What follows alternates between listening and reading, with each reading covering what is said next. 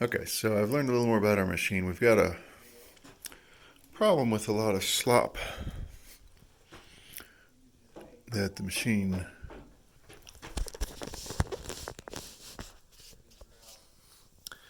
when I you can see all that action there when I torque the machine left and right. And the issue here is that with that slop, the needle can move about a stitch and a half. Just do it two stitches before the rear encoder triggers any movement, because the back of the machine is not moving when the front of the machine is. So the stitch regulator doesn't kick in until you've moved a stitch and a half or so. So it's a very high drag sensation because you're trying to pull the fabric around when it should be stitching. I've pretty well determined that the wheels are the source of the slop.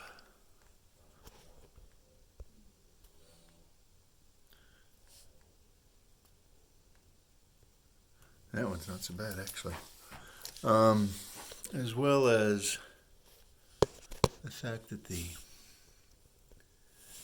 wheel profile allows the wheel to move on the track.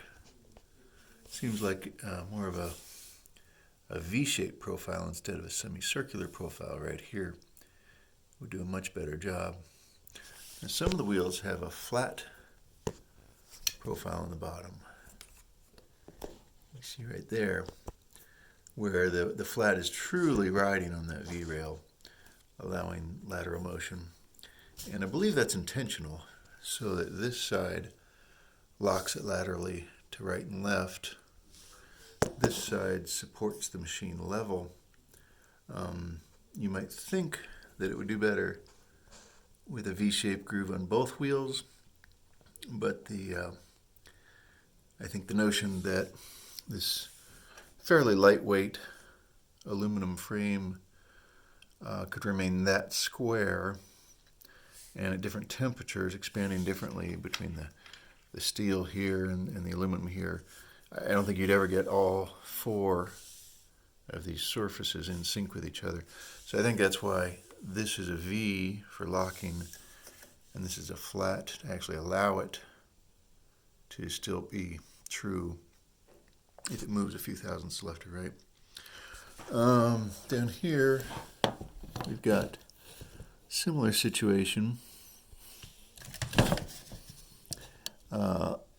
Lots of slop here. This is coming from a couple of places. One is the bearing itself is shot, or the wheel on the bearing.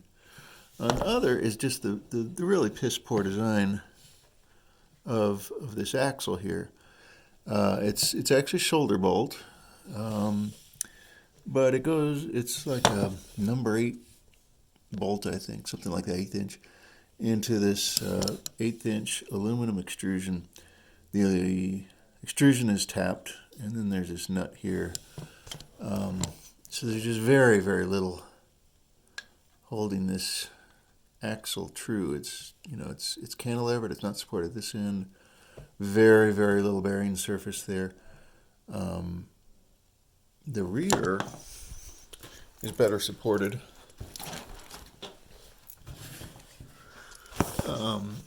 Because the head of the bolt is flush. So the whole bolt is going through there, so it's got more surface area to the extrusion here. And also the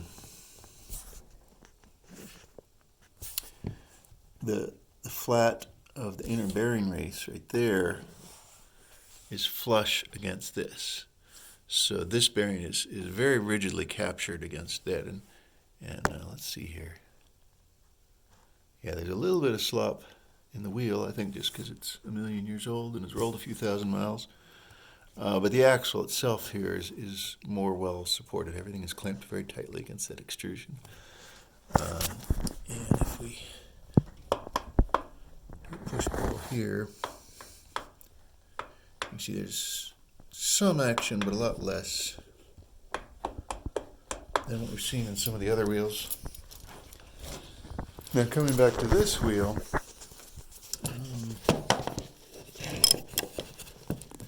this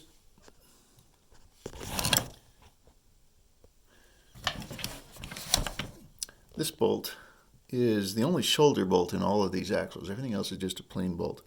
This one is a shoulder bolt, and I believe that that's similarly to before.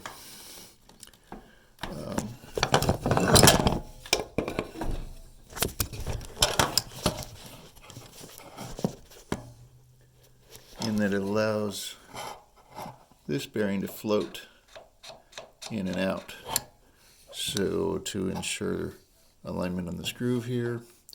And also that's a flat wheel, not a V wheel. So I think that this float is intentional, because you got this very long aluminum extrusion and then this steel thing here, and these rails may not be true over the whole 14 feet here. So initially I was thinking about putting washers here to clamp this against there and give it more rigidity. But as I explored a little more, I think that it needs to be floating there. I would love to see double shear support with another support on this end. But I guess if this thing has lasted this long, when I get a fresh set of bearings in here that don't have that slop, then maybe we'll be in good shape again.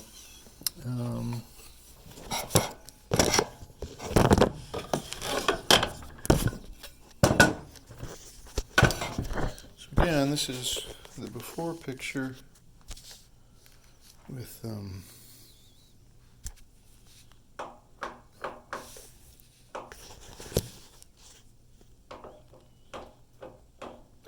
that much slop.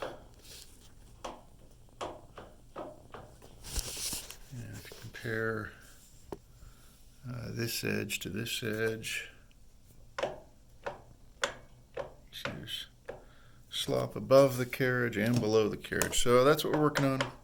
If you have some ideas, if you think I'm off base or missing something, let me know. Love to hear it.